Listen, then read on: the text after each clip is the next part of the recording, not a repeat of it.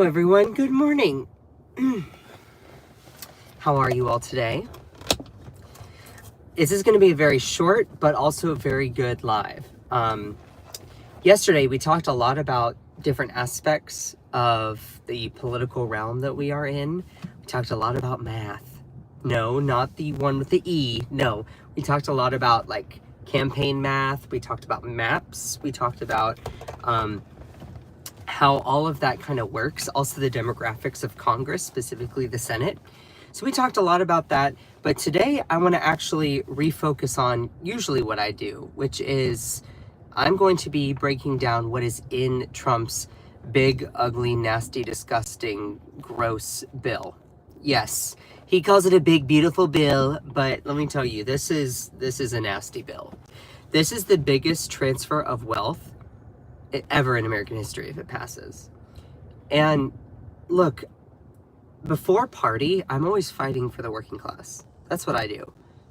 I'm a fellow working class person. I don't really make a huge chunk of money.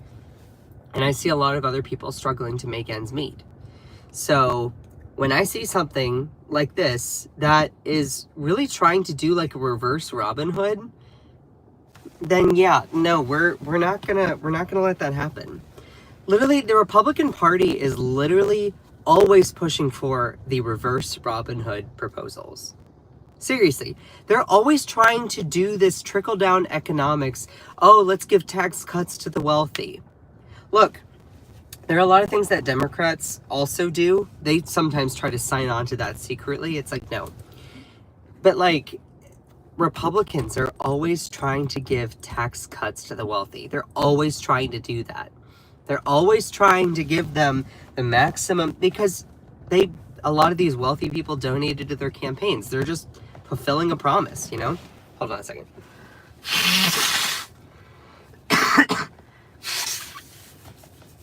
Sorry, I'm still coming off of a cold. But anyway, good morning, everyone. Hope you all are thriving, not just surviving. Please make sure to send some likes. Today is going to be a short but very effective live stream. It's going to be a good, short little burst of information.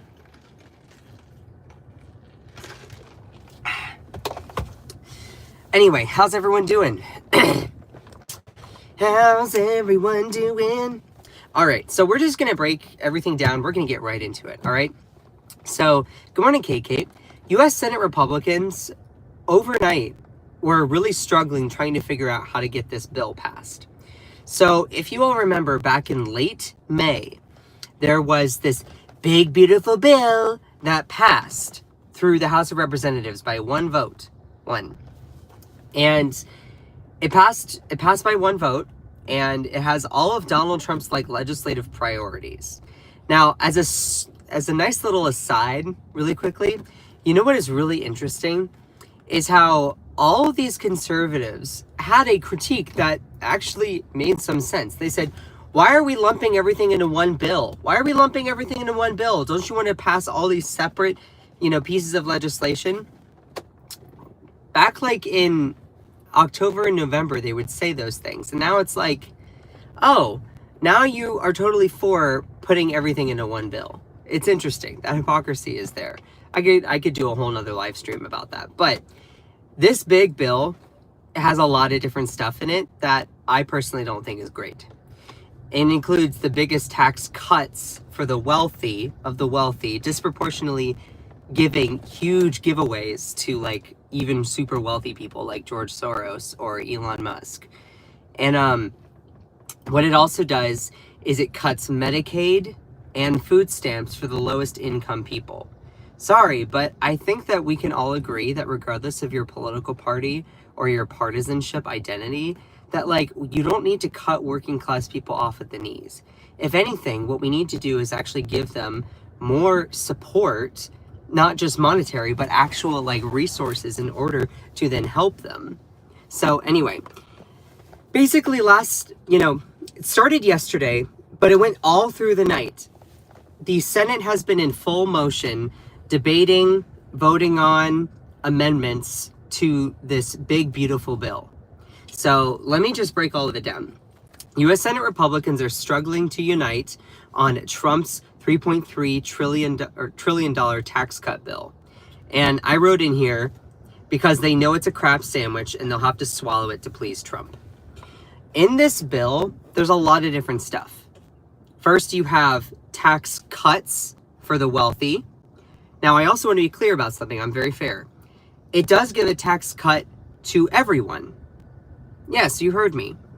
Though, for working class people, that tax cut is literally to the tune of like $50. But the thing that comes with it, and that's by a lot of different estimates, I've looked at a lot of different sources, and I'll show you some of those here later on. So it cuts taxes for everyone, including some people who are working class. But when you factor in cutting off Medicaid, factor in cutting off food stamps, the closing of rural hospitals, also Trump's disastrous tariff policies that are raising prices on everything, what it basically does is your after-tax income is basically gone. You actually have less of it than you would under our current structure. So basically, it is a huge, like, punch in the gut to working class people. So let's break everything down here. Trump's Republicans have spent days trying to pass this measure. Senate marathon voting continued through the night. Like, this started yesterday where they were voting on amendments. They were trying to change the bill and different things to try and unite people. They went all through the night. And like, it's nice to see our government actually doing something, you know, because a lot of times they'll be out, you know, oh, you know, they're using our taxpayer dollars and they're just living it up in their mansions and stuff like that. And that goes for both parties in some cases. But like, they were working all through the night. All through the night. They were literally voting on amendments and stuff like that. Now, a lot of Democrats have criticized this bill for Medicaid cuts. Senate Republicans are facing internal divisions over the debt. So you have people like Thomas Massie, who is a Republican, that is like, yeah, this bill raises the debt, so I'm not a big fan. Rand Paul, same deal. They're like, yeah, this raises the debt, and we don't want to do that. Elon Musk, has decided to jump back into some of the national spotlight and said he'll target backers of this bill in 2026 midterm elections. Well, he's going to be forking out a lot of money. By the way, this has gone for over 22, maybe now 23 or 24 hours of voting on amendments and changes to this bill. I mean, right now they haven't voted on the bill yet. They're going through, you know, reading it and doing all these different amendments that people have proposed.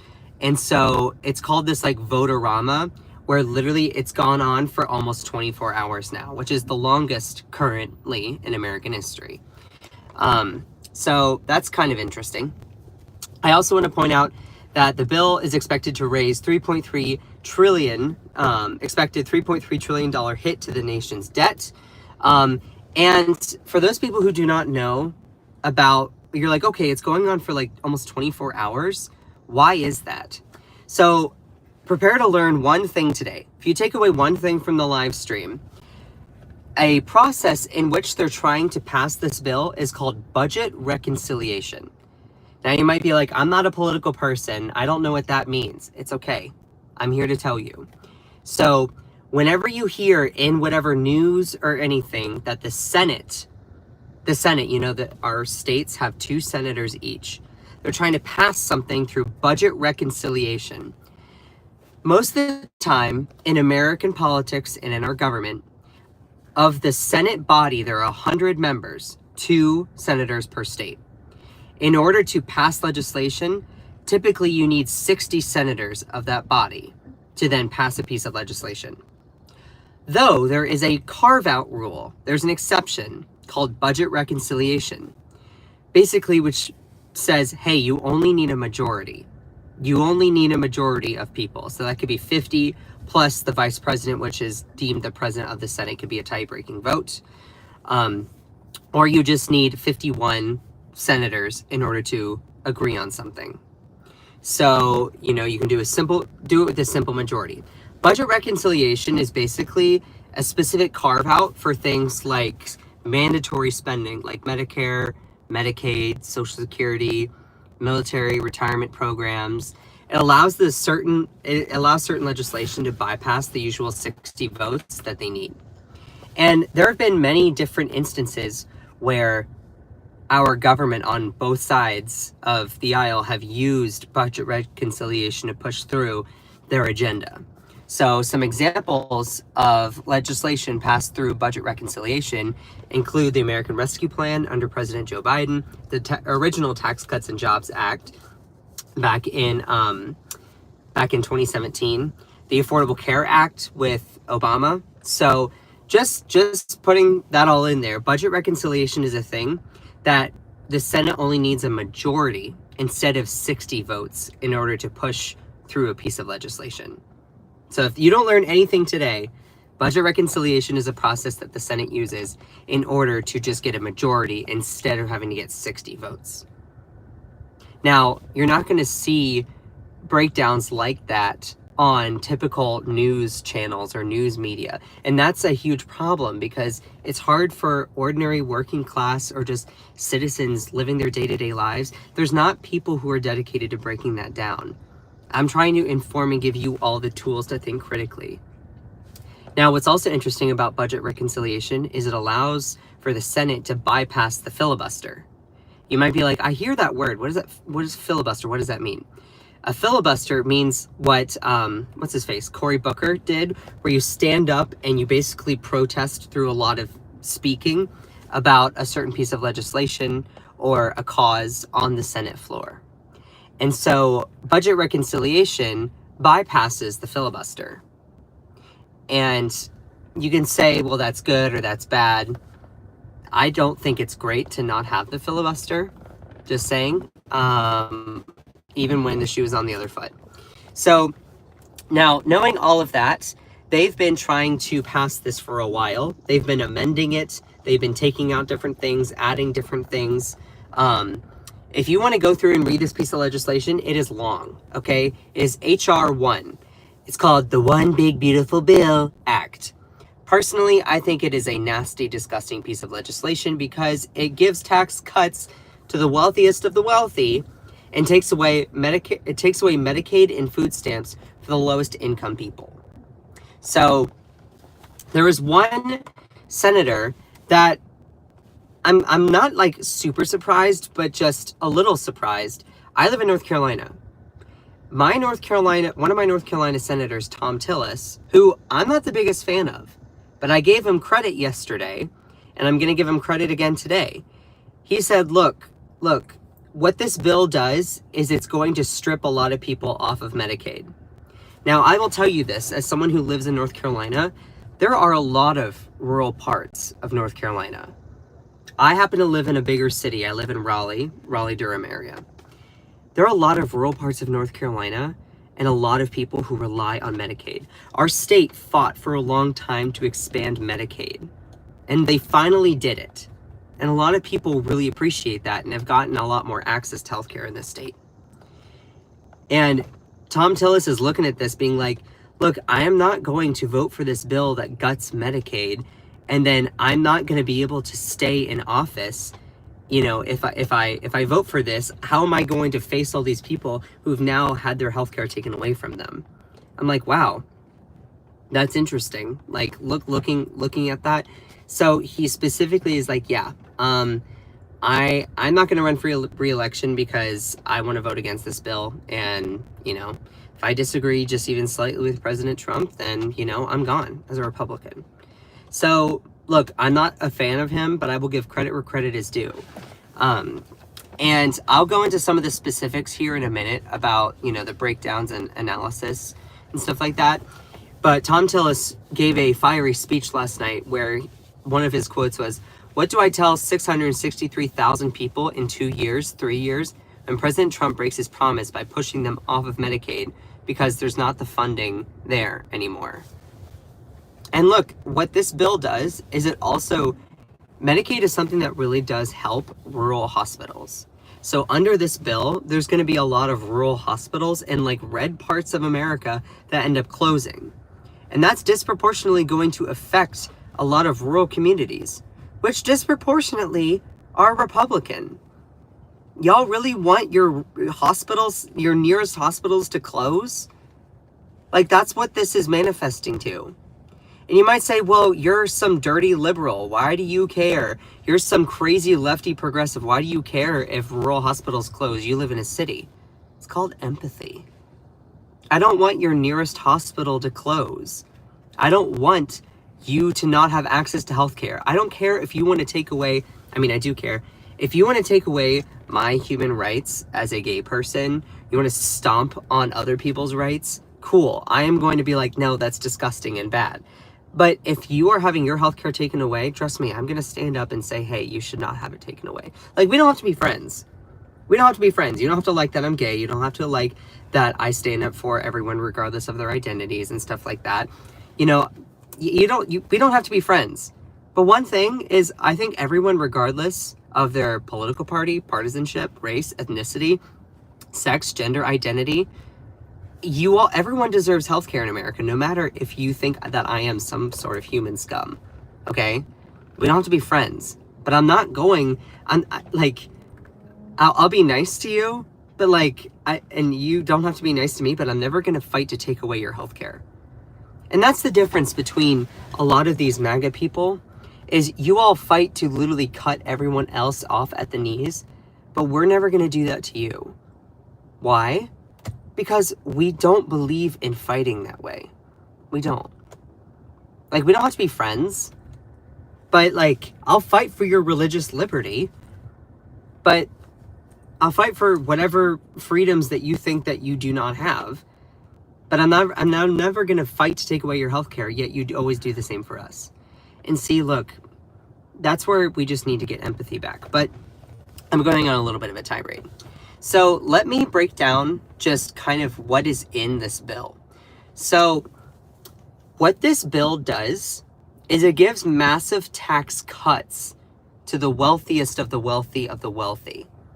Somebody should shut this lady up. Oh my God. I'm so hurt. I'm gonna go cry in the corner now, okay? I'm so sorry. Oh, you know.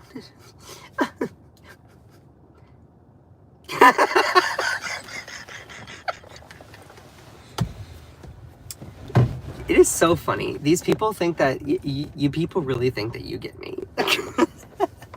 Sweetheart, minding your own business is free, okay? So if you don't like the live stream, then go do something better with your time, all right? Seriously. I am not here to tell you what to think. I'm here to give you the information. You can disagree with my opinion or my analysis. But let me tell you, there are certain things that are and are not up for debate. But also, for anyone who thinks that they can get under my skin, girl, it is so thick, it's like a wallet, okay? I am a gay guy living in the South. It takes a lot of guts. Anyway, so what this bill does, and I'll give you some statistics here and analysis. What this bill basically does is it takes away a lot of funding for things like SNAP, which is the Supplemental Nutrition Assistance Program, and it also guts and takes away Medicaid. Now, they cut a lot of these programs. They also do a lot of tax cuts as well. I want to point out something here. Governments, for those people who are like, oh God, math, it's okay. Trust me, it will make sense. Governments basically function where you raise and you spend money. One of the ways that our government raises money is through taxes. One of the ways that our government spends money is through spending for like SNAP or the military or Medicare or, different programs to help people. So if you give tax cuts to the wealthiest of the wealthy, which already do not pay as much as they should, you're basically depleting the amount of money coming into the government. Now, if you say, well, we need to go after wasteful Washington spending. This has been Republicans' MO for like the longest time. They're like, we need to go after wasteful spending. Look, there are things that maybe could be carved out. Sure, why not? If you decrease spending, that doesn't necessarily mean that you're raising the amount of money coming in your coffers. So what this bill does, the reason why it adds to the debt is because it cuts a lot of the money coming in, period. while also, they said, oh, well, we're trying to cut spending, but the tax cuts for the wealthy are way bigger than even the decreases in spending. That's why people like Rand Paul and Thomas Massey are not on board with it. But let me give you some other things here. What it does is it basically, there's a lot of different spending aspects in this bill as well. Some of it also goes to the military. This increases the military budget. Now, they're spending $4 trillion, but they're also cutting $2 trillion when it comes to SNAP or food stamps or Medicaid. But if you are spending more than you are cutting, then you're only going to increase the debt. And again, you decrease or you tax the wealthy, you bring in more money to the government for these kinds of cuts. You want to decrease the debt, tax the wealthy. Like, you want to decrease the debt? What this does also, it extends Trump set tax rates. What it does is it also, I will give credit, it does have a child tax credit, although there's a lot of different caveats to that. You know, it terminates clean energy credits. Invest in U.S. AI infrastructure is a little bit misleading in my view, to my knowledge, because there was a provision that they actually did end up stripping out of the bill that said that states couldn't regulate AI for like 10 years. And I'm like, oh my God, that's awful. So let me give you some visual representations. What this basically does is you have, this is the spending, all right? So what this does, the tax cut extension. So you see how with this and the SALT cap, the increase in the child tax credit, you basically see these are all the things that they're spending money on. These are the things that they'll be getting in. Rescinding climate era funding programs, student loan things, Medicaid cuts. So also going further here, you can see how if this bill is made permanent, the baseline deficit grows. I also want to point out, this is an analysis from the Tax Cuts and Jobs Act back in 2000, what was it, like back in 2017, 18. You see here what Donald Trump's structure of taxes does is it gives huge tax breaks to the wealthiest of the wealthy. Now, I want to be clear that Donald Trump's tax cuts do cut taxes for everyone. Yes, it does. But when you look at the tax cuts for the working class, the working poor, it is so little compared to the tax cuts for the top wealthiest of the wealthy of the wealthy. This is what is the huge problem, because what this ends up doing is it actually, in change after tax income, you have all of these wealthy people that pay way less. So this is what it ends up looking like. And especially with tariffs now raising prices on everything, like the rich people can afford to pay the tariffs. They can afford to pay for the rising costs of everything else. And they're also being gifted huge tax breaks. I mean, what this is really just saying is that Donald Trump's agenda is literally giving handouts to the wealthiest of the wealthy people. Meanwhile, rural MAGA Republicans that are Trump voters that are working class, you, along with the blue-haired, nose-pierced, non-binary barista from Brooklyn, are going to be paying more and more and more. You might have a small decrease in your taxes, but then increased with the tariffs, it's going to be a lot more. And cutting off Medicaid to low-income people, cutting off food stamps to low-income people, closing rural hospitals. You see a huge transfer of wealth is what ends up happening. So what you end up seeing is basically a reverse Robin Hood. No, I'm not joking. You see reverse Robin Hood when it comes to this. Call it what it is, theft. Cutting Medicaid and SNAP. Also, this bill increases military spending. We don't need that. We already spend so much on military. We already spend almost $1 trillion on that. We don't need more of that.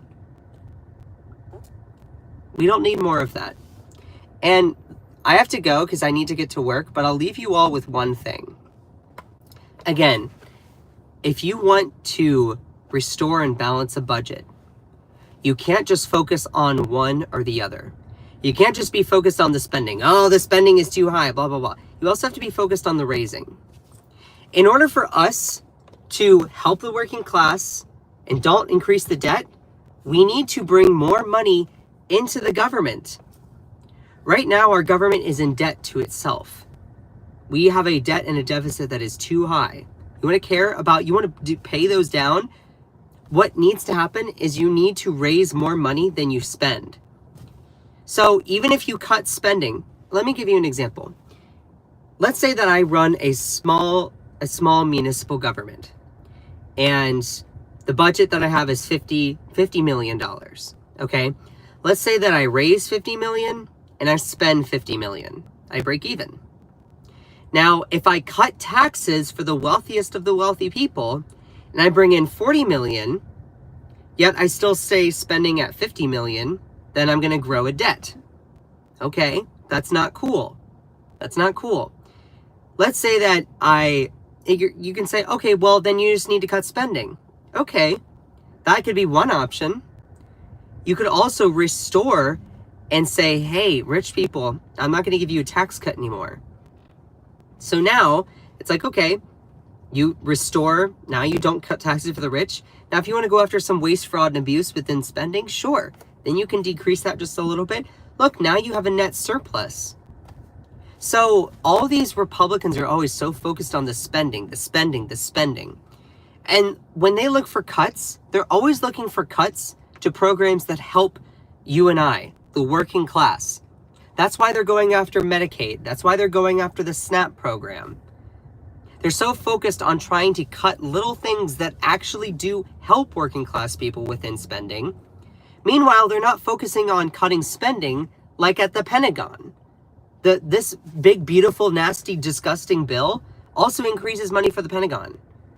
So I'm not the biggest fan of military spending. I've actually made that quite clear. That all being said, it's purely by the math. If you want to balance a budget, you need to also raise money. Great way to raise the money is to tax millionaires. Tax billionaires, really. Tax billionaires. So anyway, I need to go. I love all of you. I know this was a quick little live stream. I have to get to work, but I appreciate all of my moderators in here. Ellie, Akicha, Elisa, Cherie. I love all of you so much. Kate, Joanna Tech, Jenny. Love all of you. I need to skedaddle. Just remember that you are beautiful. You are loved. MF Hendo, love you. You are valid. You are strong. And you are fierce. Don't let anyone or anything ever dim your shine. I love all of you so much. Bye.